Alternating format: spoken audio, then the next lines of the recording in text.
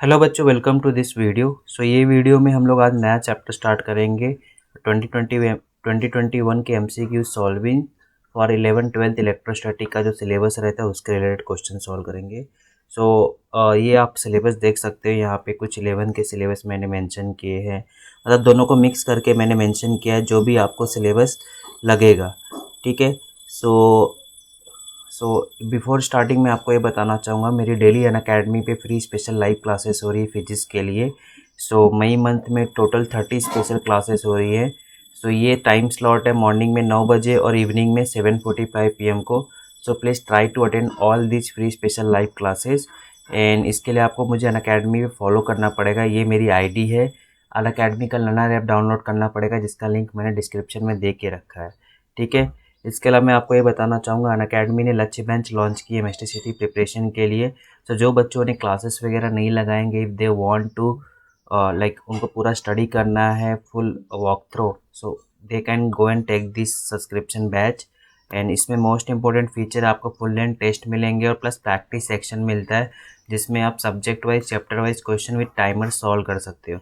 और ये सारे टीचर्स के डेली लेक्चर्स मिलेंगे सब्जेक्ट वाइज। ठीक है। The subscription amount is very less, 1650 per month. उसके लिए आप मेरा कूपन कोड यूज़ करेंगे 10%, तो आपको 10% डिस्काउंट मिलेगा। ये मैंने ऑलरेडी कूपन कोड यूज़ किया है मेरा, मुझे ये डिस्काउंटेड प्राइजेस ही दिख रहे हैं। ठीक है।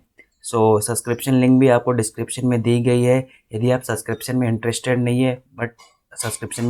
नहीं है, at least follow me on Unacademy for complete physics का फ्री स्पेशल लाइव क्लास के लिए। आपका फिजिक्स के लिए जो भी फियर रहेगा रिगार्डिंग एमएसटीसीटी प्रिपरेशन, वो ख़त्म हो जाएगा। ओके, क्योंकि हम लोग पूरा एक जो हमारा सेशन होता है, एवरी सेशन में हम लोग full complete synopsis, revision and problem solve करते हैं। ठीक है। Already April and March and April month में 60 फ्री स्पेशल क्लासेस हो गए, जिसकी रिकॉर्डिंग्स की लिंक्स मैंने चैप्टर वाइज डिस्क्रिप्शन में दे के रखी है। आप उसे क्लिक करके अनअकैडमी के लर्नर ऐप पे मेरी सारी रिकॉर्डिंग देख सकते हैं। ठीक है। Let's start today session. Already मैंने स्लाइड में इलेक्ट्रोस्टैटिक के जो भी बेसिक थियरीज है, फॉर्मूलेज है, मैंने डाल दिए हैं, दैट आप उसको रिफ़र कर सके। ये सारे पीडीएफ मेरा टेलीग्राम के लिंक दी गई, मेरे उसमें मिल जाएगा, आप उसे ज्वाइन कर सकते हैं। ठीक है।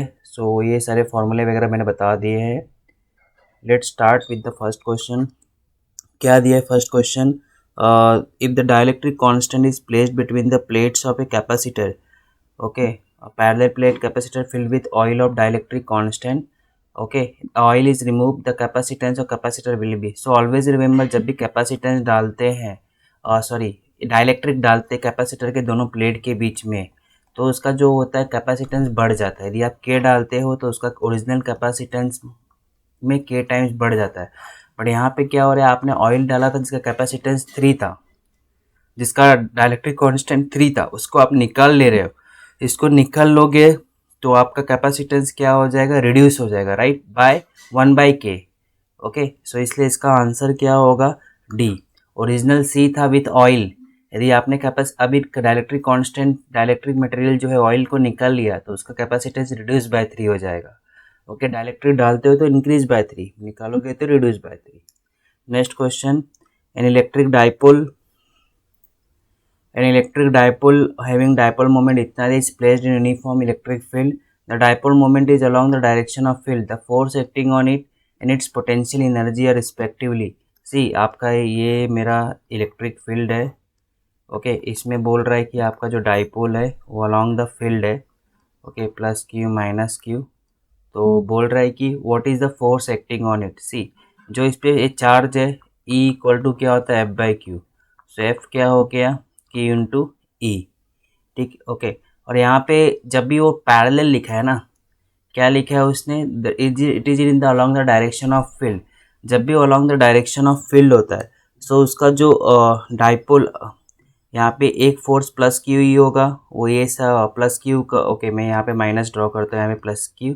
एक फोर्स उसका प्लस क्यू ये डायरेक्शन में रहेगा, एक फोर्स उसका, मान लो ये जो इलेक्ट्रिक फील्ड है प्लस चार्ज का है, ठीक है, उसके इलेक्ट्रिक फील्ड में डाइपोल करेंगे, माइनस क्यू के लिए ये बैक साइड आएगा, तो ये दोनों फोर्स क्या हो जाएगा, कैंसिल हो जाएगा। तो नेट फोर्स जो हो जाएगा उस पर क्या हो जाएगा, 0। तो 0 वाला एक ही आंसर दिख रहा है। और पोटेंशियल एनर्जी क्या होगा, मिनिमम होगा, क्योंकि उसका कोई रिपल्शन फील नहीं हो रहा है। ओके, कि पोटेंशियल एनर्जी का फॉर्मूला क्या होता है, minus p cos theta. Okay, यहाँ पे थीटा क्या है आपका 0। ठीक है, the potential energy will be minimum when cos theta is maximum. So ये आपका थीटा 0 है, सो ये माइनस पी आ रहा है, सो इसलिए आपका यहाँ पे क्या आया, मिनिमम आया। ठीक है, नेक्स्ट क्वेश्चन 48 क्वेश्चन। इसमें क्या दिया गया है आपको, spherical conducting shell of inner radius r1 and outer radius r2 has a charge q, okay. Spherical cell of inner radius r1 and outer radius r2, दोनों के पास क्या है, चार्ज q है। ठीक है, पूछ रहा है कि if the charge minus q placed at the centre of shell, यहाँ पे आपने चार्ज रख दिया, the surface charge density on the inner and outer square of the shell will be. Okay, so surface density आपका जो inner के लिए रहेगा। ओके, सो यहाँ पे माइनस क्यू रख दिया, राइट, और आपका ये दोनों के ऊपर क्या था, प्लस क्यू चार्ज था। सो यहाँ पे आपका प्लस क्यू चार्ज था। तो जो इनर है, इनर के लिए spherical conducting shell inner radius has a charge q. So ये माइनस क्यू यहाँ पे चार्ज है, माइनस क्यू की वजह से यहाँ पे क्या डेवलप हो जाएगा, प्लस क्यू चार्ज। ठीक है, ये प्लस क्यू चार्ज होगा। ओके, ये आपका इनर स्पेल पे प्लस क्यू चार्ज इंड्यूस हो जाएगा। ओके, एंड आपका इधर प्लस क्यू हो जाएगा तो इधर आउटर सरफेस पे क्या हो जाएगा, माइनस क्यू हो जाएगा। ठीक है, because of this minus Q, ये माइनस क्यू था, इनर सरफेस पे प्लस क्यू चार्ज डेवलप हो जाएगा और अपोजिट साइड पे माइनस क्यू डेवलप हो जाएगा। ठीक है, और ये आपका आउटर रेडियस पे चार्ज क्यू बोला है, ये इधर एक क्यू इनर पे नहीं बोला, इनर पे कुछ नहीं था, तो आउटर पे प्लस क्यू चार्ज बोला हुआ है। ठीक है, दिखाया भी है। सो इधर ये माइनस क्यू हो गया, because of this minus Q यहाँ पे क्या जनरेट हो जाएगा, प्लस क्यू।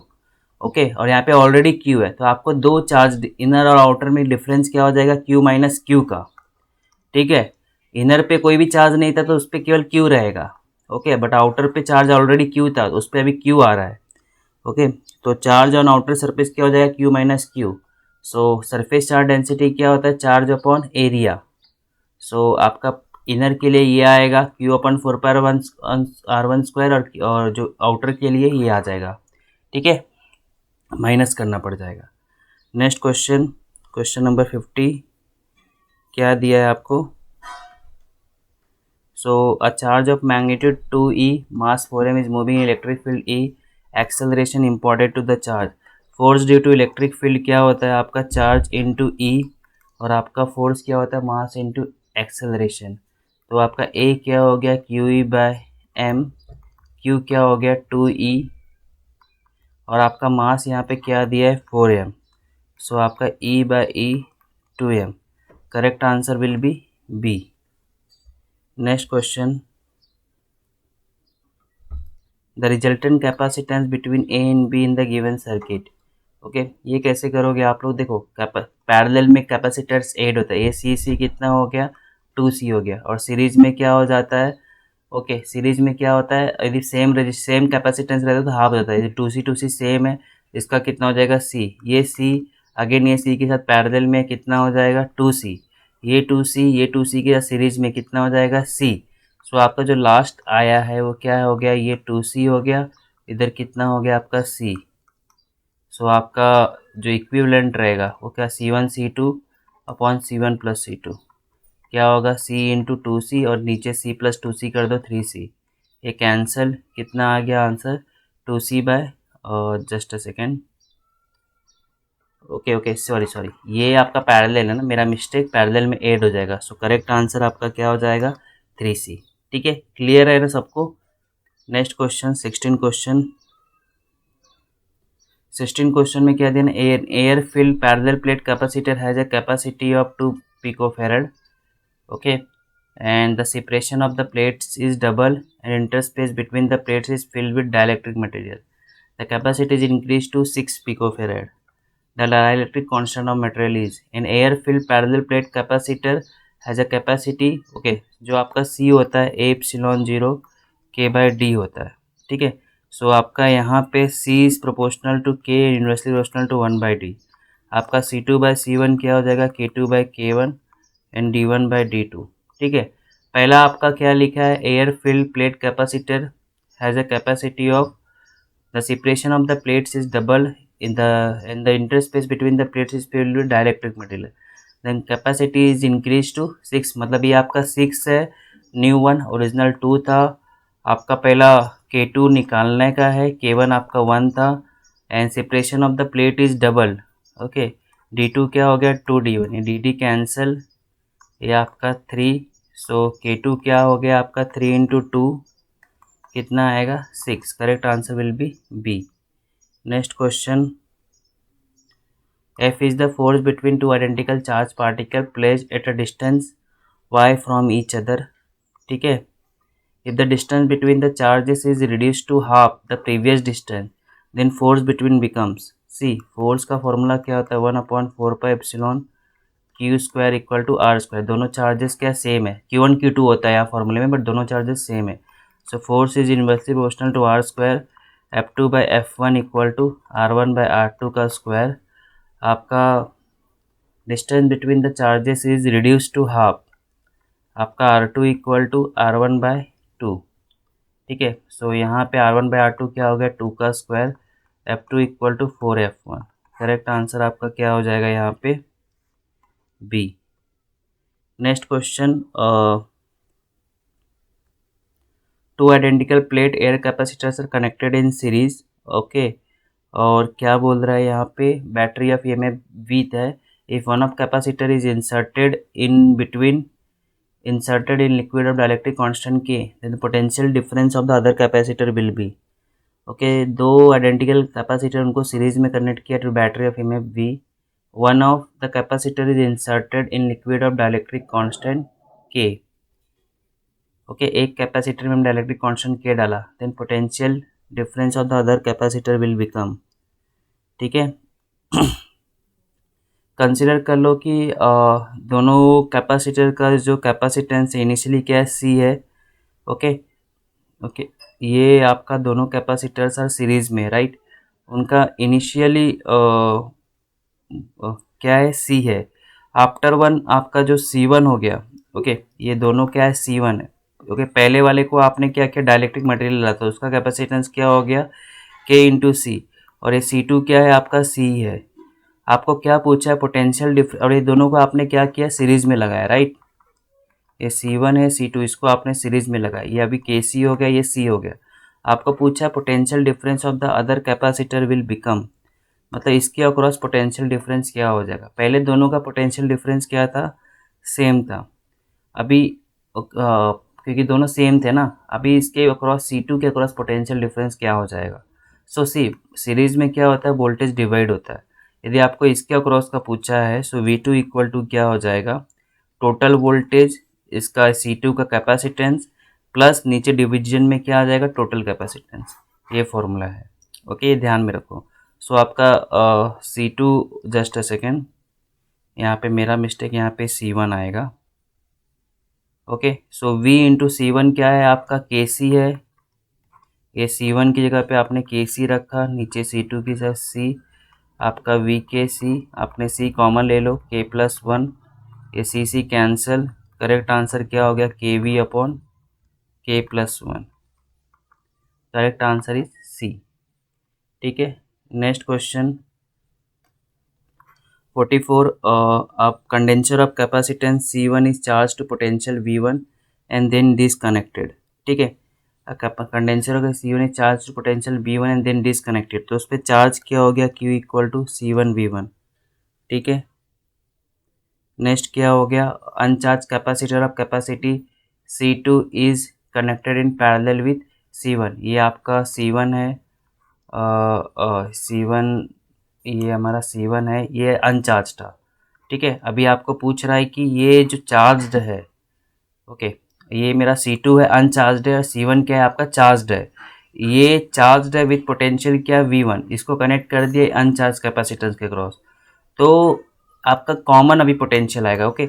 सो कभी भी ऐसा क्वेश्चन आना तो ध्यान में रखो कॉमन पोटेंशियल कॉन्सेप्ट होता है। अभी तो आपको ये कैपेसिटेंस का जो वोल्टेज क्या बोला है 0 बोला है, ओके, अनचार्ज्ड है ना, but after connected in parallel with C1 तो थोड़ा तो वोल्टेज यहाँ पे चार्ज मूव होगा, तो इस पर वोल्टेज आएगा। सो कल को यदि पे वोल्टेज दिया रहेगा अभी, तो एक फॉर्मूला होता है कॉमन पोटेंशियल के, मतलब दो कैपेसिटर को चार्ज किया विद डिफरेंट वोल्टेज, बाद में उनको कनेक्ट कर दिया तो कॉमन वोल्टेज क्या हो जाएगा। तो इसमें इस फॉर्मूले में आपको C1 B1 है, बट V2 इनिशियली क्या है, 0 है, तो ये टर्म 0 हो गया। सो C1 plus C2। So correct answer आपका क्या होगा, C1 B1 upon C1 plus C2। सो किधर है आंसर, ये correct answer is D. So इस तरह हम लोगों ने approx I think 9 question solve किए। सो रिमेनिंग क्वेश्चन जो है हम लोग नेक्स्ट पार्ट में करेंगे। सो तब तक के लिए इन करते लेक्चर, नेक्स्ट पार्ट में हम लोग रिमेनिंग क्वेश्चन सॉल्व करेंगे। So please follow me in academy for daily free special live classes जो मेरी हो रही हैं। Please subscribe my YouTube channel and join the Telegram channel. Okay, thank you for this video.